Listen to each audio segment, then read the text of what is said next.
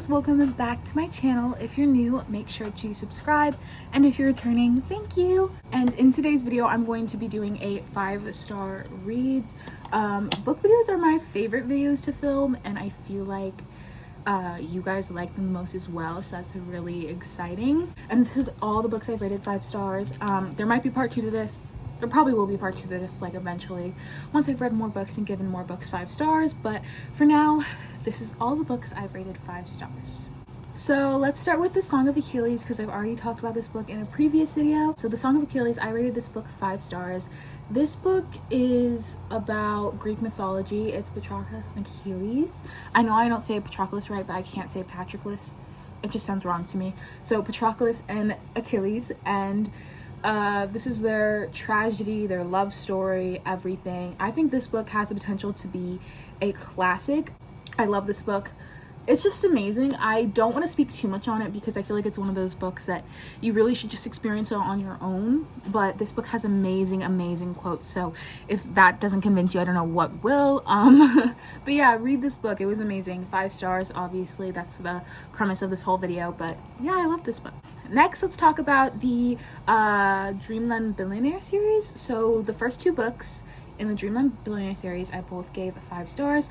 The 3rd book has not come out yet, but I actually don't know when it's coming out, but it's about these 3 brothers, and the 1st book is about Rowan. The 2nd book is about Declan, and these books were amazing. So first, let's just talk about the fine print. So the fine print is Rowan and Zara. It's a grumpy sunshine trope.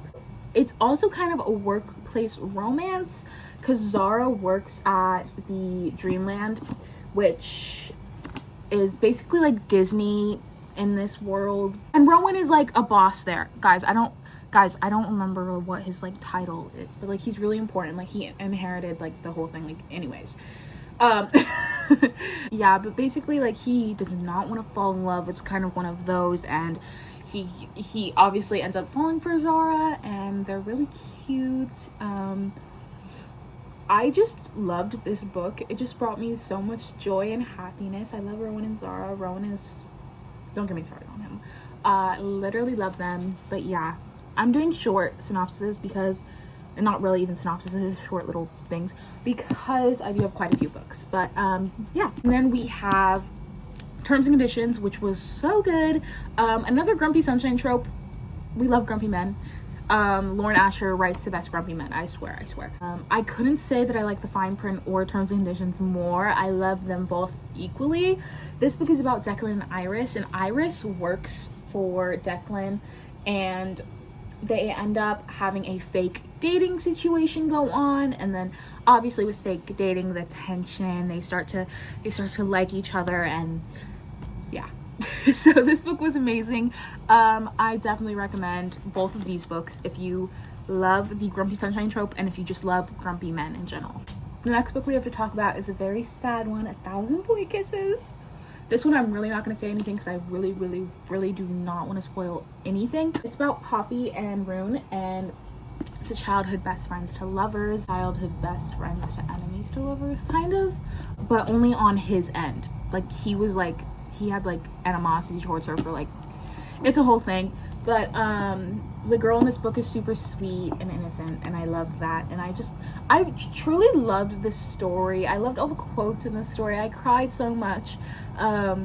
If you need a good cry, I would definitely recommend 1,000 Boy Kisses. The next book I have to talk about is Twisted Lies, which is book 4 in the Twisted series, and it is the only book in the series I gave 5 stars. The other ones I loved still. I gave them 4 stars, but this is the only one I gave 5. This book is Stella and Christian. Another grumpy sunshine. I didn't realize I loved a grumpy sunshine trope so much. She's an influencer, and he's a like tech guy person. To be honest, I don't pay attention to their jobs, and I really should. I'm terrible at explaining. I should not be a book person. What the heck? Basically, Christian is just super sweet to her the whole time, and I think that's what I loved about this book so much. And he does like a bunch of stuff for her before they're even like dating or anything like that. Oh, this book is also a fake dating trope. I love fake dating. It's one of my favorite tropes. There's a lot of groveling from Christian, kind of. It's not really groveling because he didn't do anything wrong, but it's like he just like does a bunch of gestures for her, and I love that. Like just like all the small gestures in books, that like that's my favorite thing, I think. So yeah, this book was amazing. My favorite book in the series. I highlighted so much and underlined so much in this book. Oh, and I did green highlighting. Hold on, let me see if I can find an annotation. Okay, so you guys can kind of see I did green, and yeah, this book was my favorite. Also, I did a test and I got Stella before I read the book, and so then when I was reading the book I was like, wow, I really am like Stella. I think that's another reason I really love the book, is because I'm so similar to Stella in the way we're both introverted and just like how we think and stuff. So I really related to her character, and I feel like when you relate to characters, you enjoy books even more. So yeah, I love this book. I would definitely recommend it. I would say you should read the other books in the series. I think that it's not like you don't have to, but like it would make a lot more sense if you did. The next book I have is Archer's Voice by Sheridan. This book is a small town romance about Archer and Bree, and Archer actually can't talk. He's not like deaf or anything, but he just can't speak due to something really sad that happened to him. This is another really sad book, but I love this book because Archer is just so sweet, and it was almost like more experienced girl. It was definitely more experienced girl and like less experienced guy, and like almost innocent. And I loved this book. It did break my heart into a million pieces, but you know, that's the best kind of books. Yeah, if you love small town romances, I would definitely recommend this book. And yeah, it's just something different, I feel like, than other books I've read, and I really enjoyed that. So yeah, Archer's Voice. Next book or books is the Addicted / Calloway Sisters series. I only have the first book because I don't want to hold up a entire like huge stack of books. This series is about, well, okay, so let's start with the Addicted series. So the Addicted series is about Lily and Lo, and they're both addicts. Lily has a sex addiction. I don't know if you can say that on YouTube. Also, my little sister is in the room. And Lauren, why does it feel so wrong to call him Lauren? I can only call him Lo is an alcoholic. So especially in the first book, you just see them struggling so much, and it's so sad. And then in Ricochet, like, you see them getting help, and I don't know, I love the series so much because you see them grow so much, and the series is very character based. And then we have our second couple, which is Rose and Connor, and they're an academic rivals to lovers, and they're one of my favorite. I can't even pick a favorite couple, but I love them so much, and they're super smart, and I just love them. And then we have Reich and Daisy, and they're like the more active, crazy ones of the couples, and they have a age gap romance. Yeah, I really loved all of these romances. Obviously, Lily's and Lo's kind of struck the most because they have the most books, and the series was originally about them. Over time, you see them like work on their addictions and get help and become better, and you see them have children, and you see them, you know, this found family trope, really find their family, and like just I don't want to talk about it. When I read Some Kind of Perfect, I literally felt broken inside, and this is my favorite series ever. Just to clarify, because I feel like this is necessary, when I said ever, I wasn't about to cry. Even though I am known to be very emotional, I was not about to cry. It was a voice crack. Okay? I wasn't about to cry. I don't even know if it was a voice crack. My voice was just like, ever. Like, I don't know. Like, it wasn't like, I wasn't gonna cry, okay? I love these characters so much, and I just like, I love them. So, alright guys, I look terrible, but I just want to elaborate a little bit more on the couples. Lily and Lo are quite literally soulmates. Like, I've never read a book about characters that are more like soulmates than Lily and Lo, and I just love them. And also about the fan family trope, you see them find family in each other. So they are sisters. So Rose, Lily, and Daisy are sisters, so they're already family, but you see them grow those relationships with each other even more, and then with the couples become a family like that, and all of their kids are so close. And like, I don't know, it's just like one of the best books I've ever read just for the fact that like the characters are so well written, and like the way they develop, they have such good character development in this series, and I couldn't recommend it well enough. Like I couldn't recommend it enough, like truly. So if you really want to get attached to characters, I would recommend the series, and you truly do feel like these characters are your best friends because you know them so well. So yeah, I would definitely recommend if you want to get attached to characters. It's super character based. There obviously is plot to it, but it's a super character based series, so if you love things that are character based, I would definitely recommend. And then we'll always have Summer, which is the last book in the Summer I Turned Pretty series. I give this book a 5-star because of the team that I'm on. You know, if you've read this or seen the show, you know, like Team Conrad, Team Jeremiah. So this was probably my favorite because of the team that I'm on, and I don't know, it was just my favorite book in this series. I can't really say too much about this book in particular without spoiling it, but I'll give you like a little synopsis of the series overall. It's about Belly, and she goes to this beach town called Cousins every year with her mom and her brother, and they stay with her mom's best friend and her 2 sons, and it's a love triangle, and the whole like series is kind of her going back and forth between them, but also you can always see that she kind of has a favorite. And yeah, so this book is just the last book, ties everything together. Yeah, I loved it, and I love the show. Go watch the show if you haven't. If you're not a reader, watch the show. I would definitely recommend. And the next book, or books again, I have are the off-campus series. So I'm just holding the deal again because it's easier than holding a whole stack of books. But this is a hockey romance.